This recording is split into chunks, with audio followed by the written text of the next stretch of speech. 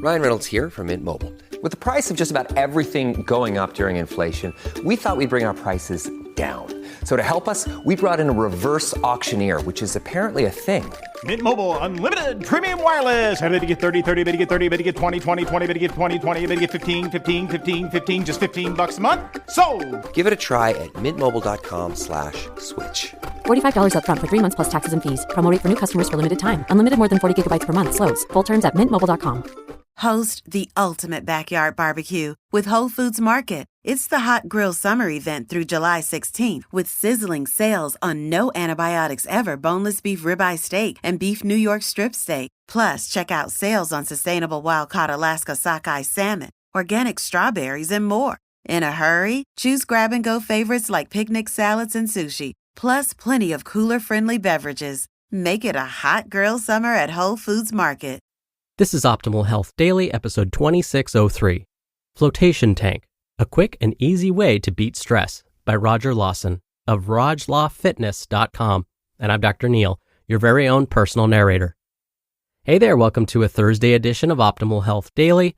Remember, this is one of a few shows where we read to you from blogs for free so that you don't have to read them yourself, except on Fridays. That's where I answer your questions. But with that, let's get right to today's post as we optimize your life. Flotation Tank, a quick and easy way to beat stress, by Roger Lawson of RajLawFitness.com.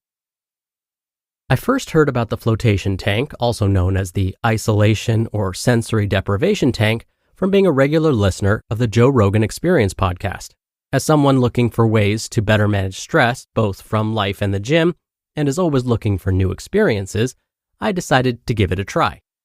Little known fact, I'm afraid of water and the dark, and am unreasonably worried about accidentally drowning in the bathtub or a small rain puddle, so I was extremely hesitant about this experience. To this day, I haven't successfully floated in any other body of water.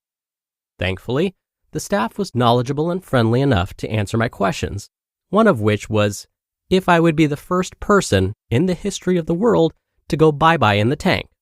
And if so, could they make up a way cooler, heroic story to tell my mom, preferably one where I died saving a bus filled with orphan puppies from a deranged serial killer? I was shown to the tank and given the preliminaries: session length, what to do in case I panicked or needed help, putting wax inside my ears to prevent water from getting in, and so on. Once I was left on my own, I did the only thing that made sense: get naked. Stick with me here, I'm not being creepy. You can enter the tank in a bathing suit or swimming trunks, but the main benefit is the sensation of nothingness. So if you do that, then the feeling of material pressing against or clinging to your skin might take away from the flotation experience. So buck naked is the way to go, people. From there, I opened the hatch, descending into darkness, closing the door behind me. And then there was nothing. As a 6-foot-tall gentleman of considerable thickness, the inside was spacious enough to allow me to move my body around the tank without feeling too constricted. It did, however, take a while for me to stop tensing my body up, preparing for the inevitable moment when science failed me and I started to sink. Then came the business of finding the most comfortable resting position. Do I go beachside, hands behind my head style? Or do I cross my arms like I'm a vampire in a coffin waiting for sunset? My first time was unlike anything I had ever experienced before. No sensation of feeling anything against my skin, no sound, and no light. The closest thing that I can liken it to would be meditating while floating on your back through outer space if suddenly all the lights in the universe turned off. With this physical stimulus gone, the only thing that remained was mental chatter, and there was a ton of it. I thought about what I was going to eat for dinner, if I accidentally forgot to lock my apartment door, if there was any way that I could become a taste tester for Cinnabon, and if there were any creepy infrared cameras spying on me.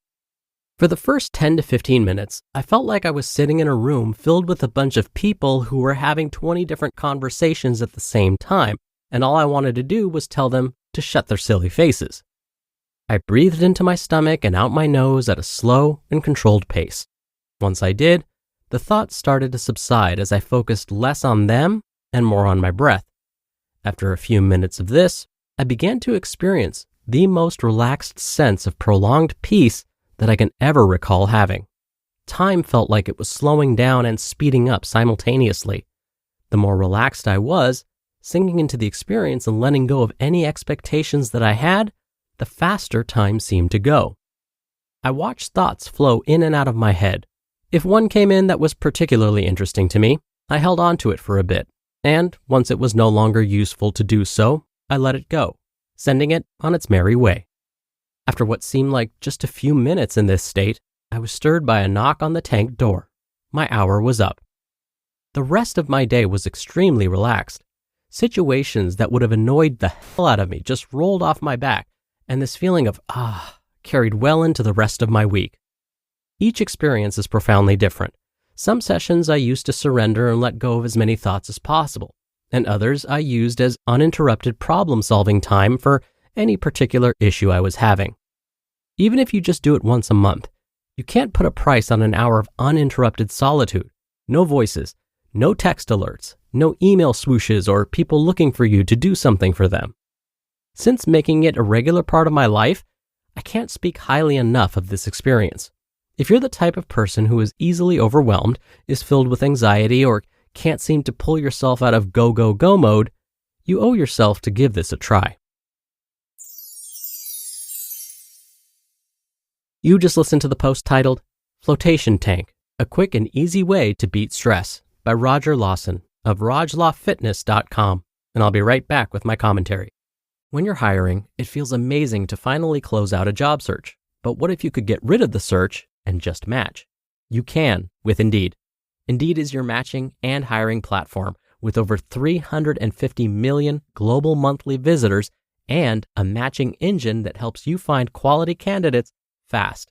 Ditch the busy work. Use Indeed for scheduling, screening, and messaging. 93% of employers agree Indeed delivers the highest quality matches compared to other job sites. One of the things I love about Indeed is that it filters out incompatible applicants. So when you're hiring, the process is much faster and you only have to consider applicants that are already likely to be a great fit. And listeners of this show will get a $75 sponsored job credit to get your jobs more visibility at Indeed.com/health. Just go to Indeed.com/health right now and support our show by saying you heard about Indeed on this podcast. Indeed.com/health. Terms and conditions apply. Need to hire? You need Indeed. Host the ultimate backyard barbecue with Whole Foods Market. It's the Hot Grill Summer event through July 16th with sizzling sales on no antibiotics ever boneless beef ribeye steak and beef New York strip steak. Plus, check out sales on sustainable wild-caught Alaska sockeye salmon, organic strawberries, and more. In a hurry? Choose grab-and-go favorites like picnic salads and sushi, plus plenty of cooler-friendly beverages. Make it a hot grill summer at Whole Foods Market. Dr. Neil here for my commentary. Roger, today's author, and his description of his flotation experience reminded me of my flotation tank experience, especially the first few minutes. For a while, I couldn't stop my constant barrage of thoughts. Eventually, the body and mind settle. Now, whenever I can, I like to, of course, share my experiences, but also find actual published research on whatever we're discussing. So I happened to look up whether any studies were done on the effects of flotation tanks on health. They were hard to find, especially well-designed studies. But I did find a well-designed study that found that after 7 weeks and 12 flotation tank sessions, people reported more optimism and better sleep quality than those that did not use a flotation tank. The researchers also found that the flotation tank group reported feeling less stress, less pain, less anxiety, and less depression after the 7 weeks when compared to the control group. I know that this is just one study, and there will likely be more, but this is one of those times where, for most, trying out a flotation tank is likely to have more benefits than risks to our health. So, if you find that you need a new way to de-stress, try it out and see if you like it. All right, that wraps up another episode. Thank you so much for listening and being a subscriber or follower of the show. I hope you have a great rest of your day, and I'll see you back here tomorrow for another Friday Q&A and where your optimal life awaits.